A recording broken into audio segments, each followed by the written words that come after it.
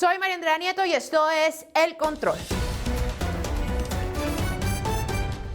Hoy le haremos el control al primer aniversario del cambio. Sí, el tiempo voló y el tortuoso gobierno potencia mundial de vida ya cumple su primer año en el poder. Mientras el gobierno y sus funcionarios van súper bien, el país va pésimo. Por eso hoy, en conmemoración, vamos a revisar cómo le fue al presidente Gustavo Petro. Todo empezó así. Le solicito a la Casa Militar traer la espada de Bolívar. El 7 de agosto de 2022, la posesión se retrasó mientras le cumplían el capricho al presidente. Y pues eso fue un presagio de lo que sería este primer año. Retrasos, incumplimientos, desaparecidas y muchas plantadas a periodistas, empresarios y a los colombianos que pues se quedaron con los crespos hechos. Pero sigo siendo el rey. Oh, Dios mío. Según el portal de La Silla Vacía, Petro ha llegado tarde o no ha aparecido a al menos 80 compromisos. Reserva del sumario. Los más notables. Llegó tarde a la cena que ofrecía Joe Biden, el presidente de Estados Unidos, en el marco de la Asamblea General de la ONU. Se perdió en París, Francia, por casi 48 horas. Y a San Andrés no llegó para la lectura del fallo de La Haya. Claro, es que como el presidente del cambio mandó a decir que no le gusta madrugar.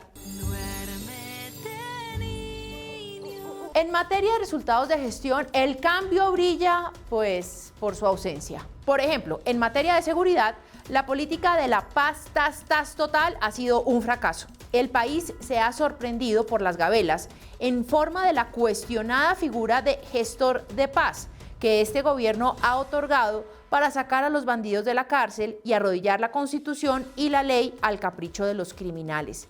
Ha pactado el cese al fuego con el ELN, intenta conversar con el narco Iván Mordisco, las disidencias de las FARC, del ELN, y el resultado es un país tomado por el hambre. En resultados de la agenda legislativa brilló la incapacidad.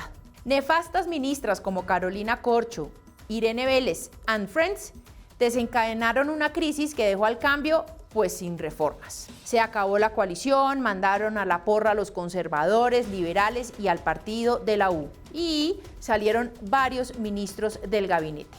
En un año hubo 11 bajas. Irene Vélez del Ministerio de Minas, Arturo Luna del Ministerio de Ciencia, Alejandro Gaviria del Ministerio de Educación, Alfonso Prada del Interior, Guillermo Reyes de Transporte, Cecilia López del Ministerio de Agricultura, Sandra Urrutia de las TIC, José Antonio Campo de Hacienda, Patricia Ariza de Cultura y María Isabel Urrutia de Deportes.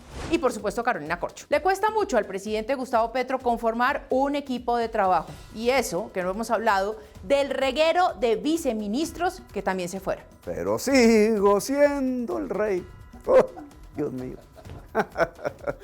Otro capítulo importante en el primer aniversario del cambio es la viajadera del gobierno, de las giras internacionales. El cambio parece más una banda de rock que va de país en país. Gustavo Petro completó más de 22 destinos, en donde estuvo incluido Estados Unidos, Egipto, Francia, España, Portugal, México, Argentina, Brasil, Cuba y por supuesto su amada Venezuela, de donde no salió los primeros 6 meses. Y en este punto no podemos dejar de mencionar a otra que viajó de lo lindo, la vicepresidenta Francia Márquez, con su memorable paseo al Africa Safari Tour 2023. En materia de relaciones internacionales, al presidente Gustavo Petro solo le importa hablar del cambio climático y que el planeta se va a acabar. La crisis climática tiene el potencial de acabar con la especie humana. La ciencia ha hablado. La crisis climática es el principal problema de la humanidad. Ahora vayámonos hacia los resultados económicos. La agresividad del discurso y la pose matoneadora de Irene Vélez disparó el dólar por encima de los 5.000 pesos en noviembre de 2022 y se alcanzaron cifras históricas de la inflación por encima del 13%. Eso afectó el bolsillo de las familias y al cambio le tocó meter un cambio en primera. El dólar por fin empezó a ceder porque los mercados interpretaron que las reformas de la salud, pensiones y la laboral no iban a pasar. Entonces empezó a bajar. El desempleo por fin bajó y llegó al 9.3% gracias a una política económica que venía desde el gobierno de Duque y que ustedes ven en la gráfica que así lo demuestra. Pero sin lugar a dudas, el peor de todos los indicadores económicos es que el precio de la gasolina no para de subir y de subir. No se preocupen, Speedy González se los trae. Salimos a la calle a preguntarle a la gente cómo le ha parecido el primer año del presidente Gustavo Petro y si Colombia está viviendo sabroso. Y esto nos dijeron. No, pues la única que ve sabroso es ella. ¿Cuál sabroso? Lo que estamos viendo es duro. Parece pues que Petro haya hecho lo que prometió. Está haciendo las cosas muy bien. Muy bueno, excelente. Todo caro, el peor gobierno que nos ha tocado en esta vida. Se empezaba a ir sabroso ya mucho mejor. Total fracaso. Malo, malísimo. Realmente muy bueno. Las estadísticas económicas tienden a disminuir mucho el tema de la inflación. Así que va a vivir sabroso. Están viviendo ellos de la plata de nosotros. ¿Y por qué? Ay, no. Darle poder a los ladrones y a los malosos. Qué tristeza, ¿no? La gente de la tercera edad, que es la que no ha querido desamparar, las madres cabezas de hogar. No le ayuda a uno para la tercera edad ni nada. Promete, promete y promete, pero nunca cumple nada. Importa es viajar, estar en paseos, en viajar y viajar. Si nos preocupa ahorita nosotros los estudiantes el tema de la educación, porque el cambio en el Ministerio de la Educación no ha sido consistente. De cambio no hemos visto nada. Es un buen hombre, es el hombre más inteligente que tiene ahorita América Latina. Le preguntamos a Víctor Muñoz, exdirector del DAPRE, qué opinión tiene sobre el desempeño del primer año del presidente Gustavo Petro. Y esto nos dijo. La paz total es un eslogan, no hay resultados concretos en esta materia. En materia de seguridad es un caos. Vemos cómo crecen las masacres, más de 53 cometidas durante el año, más de 85 líderes sociales asesinados, el secuestro crece más de un 212%, crece la extorsión en más de un 43%, crece la trata de personas en más de un 80%, un desempeño mediocre en términos de crecimiento económico llegando a un 2%, incrementos del precio de la gasolina en más de 4.000 pesos, llevando el galón de la gasolina a cerca de 14.000 pesos. Le preguntamos también al ex superintendente de salud, Fabio Aristizábal, y esto nos dijo. Cambio, claro que se ha visto el cambio.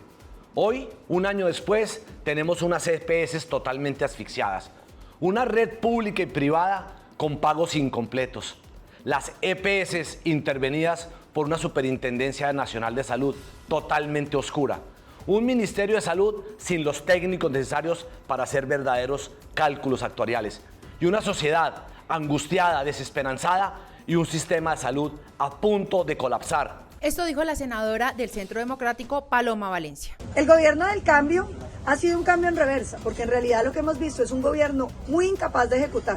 Tenían sueños y los sueños después tienen que tener mucho trabajo para convertirse en ideas y las ideas mucho trabajo para convertirse en proyectos y los proyectos mucho trabajo para hacer políticas públicas y luego la capacidad de ejecución. Este es un gobierno que está subido en unos sueños etéreos que no se concretan en nada. El gobierno de Gustavo Petro, que tanto se vanagloriaba de ser el dueño de la moral y de la verdad, ha estado enfrentando desde el comienzo escándalos éticos muy delicados. Y casi todos tienen que ver con el manejo de las millonadas de platas en efectivo. A Laura Sarabia le robaron de su casa al parecer un maletado de dinero y eso terminó con una empleada de servicio amarrada a un polígrafo y el suicidio de un coronel de la Casa Militar de la Presidencia de la República. El arquitecto del triunfo de Petro, el ex embajador en Venezuela, Armando Benedetti, terminó envuelto en las revelaciones de más de 15.000 millones de pesos que habrían entrado para financiar la campaña presidencial. Y la cereza del pastel, Nicolás Petro, el humilde hijo no criado de Gustavo Petro, que resultó imputado por la Fiscalía por los cargos de enriquecimiento ilícito y lavado de activos, por haber recibido dineros sucios que supuestamente iban para la campaña de su papá y que la justicia tiene ahora que aclarar. Este tortuoso primer año del cambio tuvo de todo excepto resultados. Bueno, la única que sí vivió sabroso fue la vicepresidenta Francia Márquez.